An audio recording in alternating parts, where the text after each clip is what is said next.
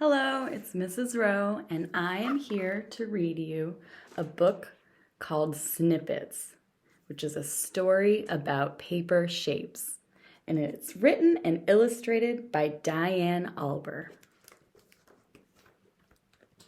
To my children, Ryan and Anna, you can change the world one snippet of kindness at a time.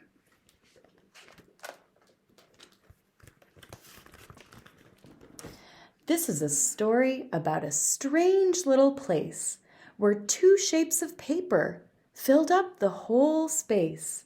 Triangles and squares would all wait in line to make a home in the same pattern design.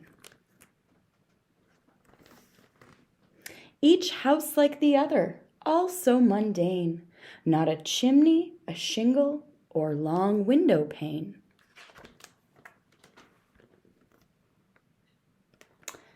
Then one afternoon, after new shapes were made, a Snippet showed up too, in an aqua blue shade.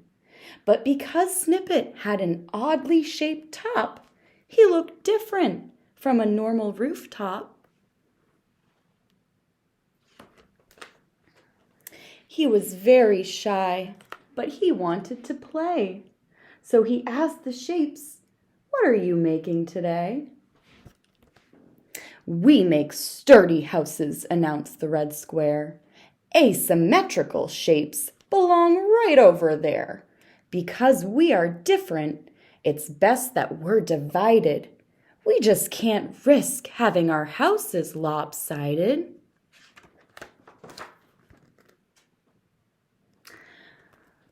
Snippet was not expecting to be asked to leave. And he was shocked that the square was being so naive. He could build a strong house and be part of a pair, even though he was not like a regular square.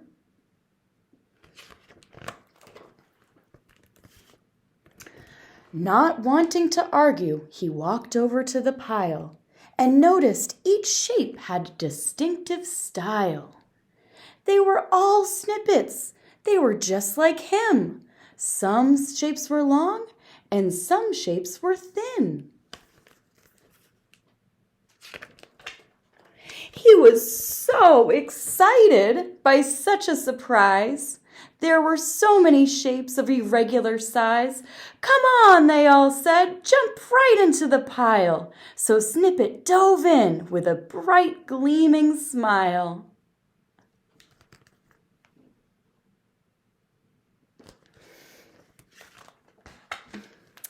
And even though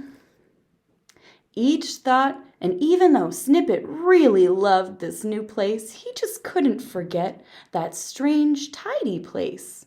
Deep down in his heart, being divided felt wrong. He just wanted to see all the shapes get along. As he stood thinking, an idea came to mind. What if he went back and he tried to be kind?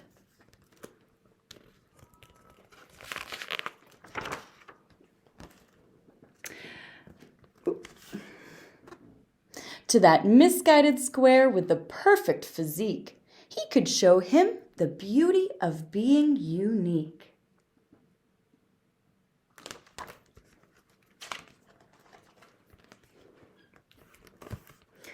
When Snippet arrived, Square started to grumble. "Why are you back? You'll make our houses crumble." This was Snippet's big chance to make the square see that all the wonderful things he could possibly be.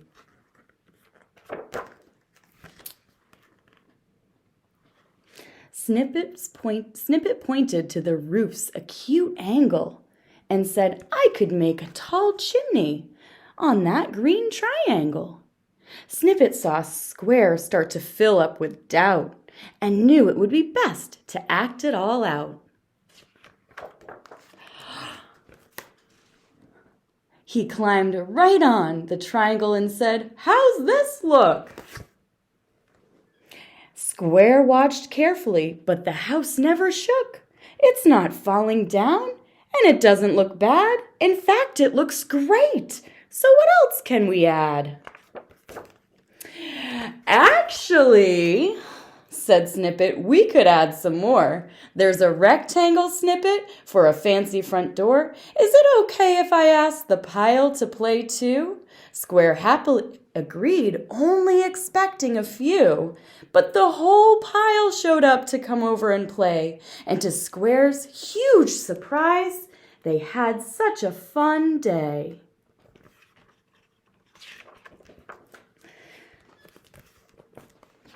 The houses they made never looked so grand. It was just as wonderful as Snippet had planned. Squares, triangles, and snippets all getting along.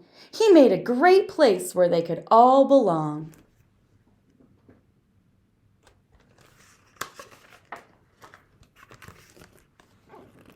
Long rectangles made houses that reached up so high, a pentagon-shaped rocket could fly in the sky. A right triangle made a red sail on a ship. It was amazing to see such close partnership. They all learned so much from each other that day, that regardless of shape, they could happily play. And to think it was just one Snippet's kind heart that joined them together to make such great art. The end.